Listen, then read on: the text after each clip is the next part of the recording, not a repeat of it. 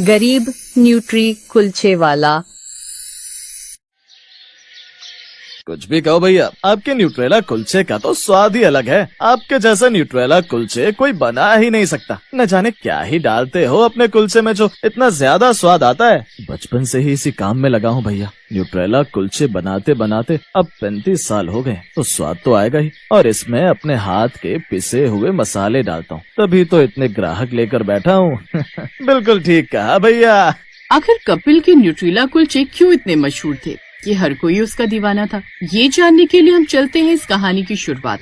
सूरजपुर नाम का एक गांव, जहां 2 भाई रहते थे। माँ बाप के देहांत के बाद घर की सारी जिम्मेदारी बेचारे बड़े बेटे कपिल पर ही आ गई, और अब बड़ा बेटा होने के नाते कपिल ने अपनी पढ़ाई बीच में ही छोड़ दी। अपना और अपने भाई का पेट पालने के लिए अब मुझे ही कोई काम देखना होगा, जिससे हमारा गुजारा चल सके। ये बोलकर कपिल काम की तलाश में निकल जाता है और फिर वो ढाबे पर काम करने लगा, जहां उसने न्यूट्रीला सोयाबीन बनाना सीखा, साथ ही कुलचे भी। इन सब के बीच वो खुद तो पढ़ नहीं सका, पर उसने अपने छोटे भाई सूरज को खूब पढ़ा लिखा दिया। पढ़ लिख कर उसका भाई शहर में अच्छी नौकरी पर लग गया। कुछ समय बाद उसने वहीं पर शादी भी कर ली। शादी के बाद वो बस एक बार अपनी पत्नी के साथ गाँव आया। लो काव्या, अब इस चूल्हे को ऐसे जलाओ, मुझसे नहीं होते ये सब काम। ऊपर से इस छोटे से घर में एडजस्ट भी नहीं होता। सूरज चलो न यहाँ से वापस शहर, नहीं तो मैं हमेशा के लिए तुम्हें छोड़कर चली जाऊंगी। नहीं नहीं, मैं भी तुम्हारे साथ चलूंगा। इस छोटे से घर में मेरा भी दम घुटता है। अब सूरज काव्या के साथ वापस शहर लौट जाता है। उसके बाद वो ऐसा गया कि कभी लौटा ही नहीं, और कपिल पढ़ा लिखा न होने के कारण गांव में ही रहकर न्यूटेला कुलचे बेचने लगा। एक दिन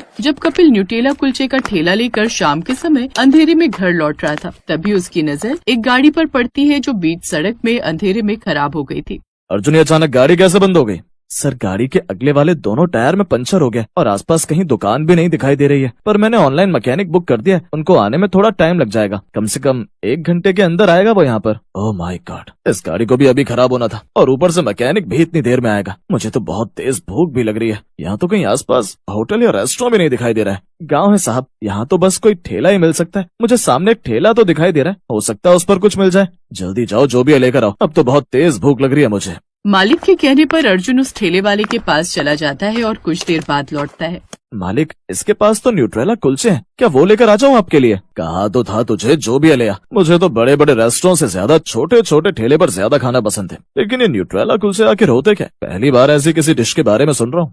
वो सेठ उसके ठेले पर आता है जहाँ वो न्यूट्रेला कुलचे बनाकर रखे हुए होते हैं। सेठ ने उसके हाथ के बने वो न्यूट्रेला कुलचे खाए जो उन्हें बड़े पसंद आए, और इनाम के तौर पर उन्होंने उसे पूरे 500 रुपए दिए। तुम्हारे हाथों में तो कमाल का हुनर है, सच में मजा ही आ गया। लेकिन साहब, इतने पैसे रख लो, तुम्हारी मेहनत के हैं। तभी तेज बारिश शुरू हो गई। और अब ये बारिश भी अभी आनी थी। साहब, आप कब तक यहाँ बीच रास्ते में खड़े रहेंगे? यहीं पास में ही मेरा छोटा सा घर है। आप आना माने तो जब तक गाड़ी ठीक नहीं हो जाती आप मेरे साथ वहीं चलिए। अच्छा, ठीक है। सेठ ध्यानचंद उनके घर चला गया और गाड़ी ठीक होने तक वहीं रहा। कपिल और उसकी पत्नी ने उनकी अच्छे से खातिरदारी की। कुछ देर बाद गाड़ी ठीक होते ही वो उनसे विदा लेकर शहर की ओर चला गया। ऐसे ही समय बीता और एक रोज वही सेठ कुछ महीनों बाद अपनी कंपनी के 2 एम्प्लॉय के साथ उस गांव में किसी काम से आया। वो दोनों और कोई नहीं बल्कि सूरज और उसकी पत्नी थे। अपना गाँव देख सूरज थोड़ा घबरा गया, और उससे भी ज्यादा उसकी हालत तब खराब हो गई जब सेठ ने कपिल के न्यूट्रेला कुलचे के ठेले पर चलने के लिए कहा। हे भगवान, अगर सर ठेले पर ही न्यूट्रेला कुलचे खाएंगे और साथ में हमको लेकर गए तो उनको पता चल जाएगा कि ये न्यूट्रेला कुलचे वाला मेरा भाई है, तो मेरी बहुत ज्यादा बेइज्जती होगी। मुझे कुछ भी करके मालिक को ठेले पर ले जाने से रोकना होगा। अरे चलो ना सूरज और काव्या, तुम लोगों को भूख नहीं लग रही क्या? सर, आप कहाँ ठेले पर जाकर खाएंगे, और बाहर बहुत ज्यादा गर्मी भी हो रही है। आप गाड़ी में मंगवा लीजिए सर। नहीं नहीं, कपिल के बनाए हुए न्यूट्रेला कुलचे मैं नहीं भूल सकता। मेरे साथ चलिए। चलो सब चलते हैं। चलो सूरज और काव्या, तुम भी चलो।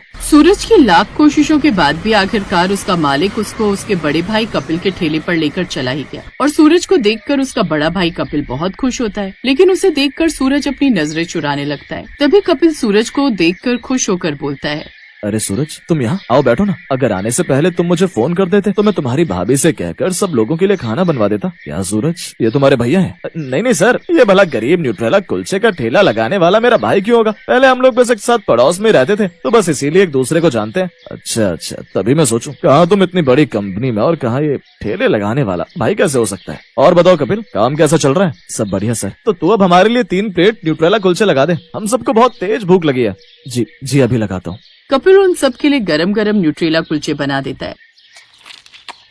वाह, तुमने तो कमाल कर दिया कपिल। सच कहूँ तो इतना अच्छा तो न्यूट्रेला कुलचे बड़े बड़े रेस्टोरेंट में शेफ भी नहीं बनाते। मैं तो यहाँ से निकलते वक्त 4-5 प्लेट पैक भी करा लूंगा। क्यों सूरज, है ना कमाल के? मैंने कहा था ना तू दीवाना हो जाएगा इसका। हाँ सर, न्यूट्रेला कुलचे तो सच में बहुत अच्छे बने, इन्हें खाकर मजा ही आ गया। कुछ देर बाद सभी लोग वहाँ से न्यूट्रीला कुलचे खाकर चले जाते हैं। तभी सूरज गाड़ी में बैठने से पहले अपने मालिक से कहता है, सर आप सभी लोग गाड़ी में बैठो, मैं बस अभी आता हूँ। वो उस कुलचे वाले को थैंक यू बोलना है इतने अच्छे न्यूट्रेला कुलचे खिलाने के लिए। सूरज इसी बहाने से कपिल से मिलने चला जाता है और वहाँ जाकर गुस्से में बोलता है, मैं जानता हूँ कि आप ये सोच रहे होंगे कि मैंने क्यों किया, पर मैं अपने मालिक को ये नहीं बता सकता था कि आप मेरे बड़े भाई हैं, क्योंकि अगर उनको ये पता चल जाता कि गांव में मेरा बड़ा भाई न्यूट्रेला कुलचे का ठेला लगाता है तो उनके सामने मेरी क्या इज्जत रह जाती। और हाँ सुनो, आज के बाद आप मुझे अगर किसी के साथ भी देखते हो तो ये बताने की जरूरत नहीं है कि आप मेरे बड़े भाई हो, और इस बात का ध्यान रखना। कपिल को उसकी बातों का बुरा तो बहुत लगता है, पर वो उसकी बातों का जवाब न देकर चुप रह जाता है और शाम को जब अपने घर पहुँचता है तो अपनी पत्नी को सारी बात बताता है। आज मेरे छोटे भाई को खुद को मुझे अपना भाई बताने में शर्म आती है, जिसकी वजह से मैंने अपना पूरा जीवन उसके लिए झोंक दिया। उसकी पढ़ाई में कभी भी कोई दिक्कत नहीं आने दी। आज वही मुझे एक गरीब ठेले वाला बताकर चला गया। मैं नहीं चाहता था कि जिस हालातों का सामना मुझे करना पड़ रहा है उसको भी करना पड़े, और आज वही भाई अपने मालिक के सामने मुझे अपना पड़ोसी ठेले वाला न जाने क्या क्या कहकर चला गया। कोई बात नहीं जी, इस संसार में तो यही होता है। गरीब चाहे किसी के लिए कितना भी करे, लेकिन कोई उसे नहीं समझता। जो भाई अपने भाई को लोगों के सामने भाई कहने से कतराता है तो आप उसके बारे में क्यों सोच रहे हैं? अब गुस्सा मत कीजिए, खाना खा लीजिए। ऐसे काफी समय बीत गया और एक रोज जब कपिल अपने न्यूट्रीला कुलचे का ठेला लगाता है तो उसके ठेले पर एक अमीर आदमी आता है। मैंने तुम्हारे न्यूट्रेला कुलचे की बड़ी तारीफ सुनी है, सुना है काफी टाइम से तुम ये बेचते हो। मुझे एक प्लेट दो जरा, मैं भी खाकर देखता हूँ। कपिल उसको एक प्लेट न्यूट्रेला कुलचे लगा कर देता है और उसको वो बहुत पसंद आते हैं, जिससे वो अपने रेस्टोरेंट का 300 प्लेट का ऑर्डर दे देता है और चला जाता है।